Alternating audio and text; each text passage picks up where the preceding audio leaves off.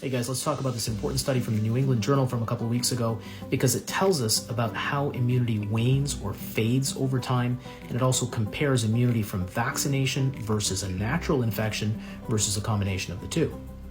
So let's start up here. These are people who had a natural infection but no vaccination.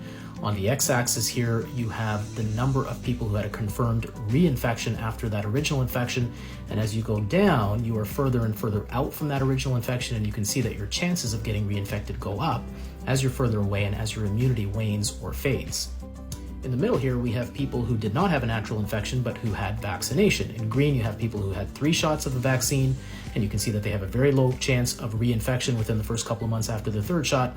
The gray bars are people who had only 2 shots of the vaccine, and you can see again that the further out you are from that 2nd shot, the higher your chance of reinfection. And in fact, those chances are higher than your chances if you had a natural infection. This 3rd group here is the best group. These are people who have hybrid immunity. They have a combination of infection and vaccination. So in blue, you have people who first had an infection, then went ahead and got a shot of the vaccine. And you can see that even quite far out from that shot of the vaccine, they remain very well protected from another infection.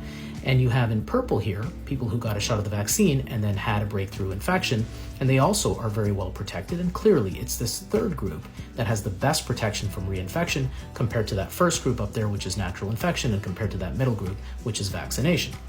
Of course, this is not just waning immunity, but it's also the fact that the virus itself has transformed. This is a study that mainly looked at people who originally had infections with the original strain or alpha, and their reinfections would have been with delta. Now, of course, we have Omicron, which is even more different than delta, which means that these same principles will apply, but probably will be even more exaggerated.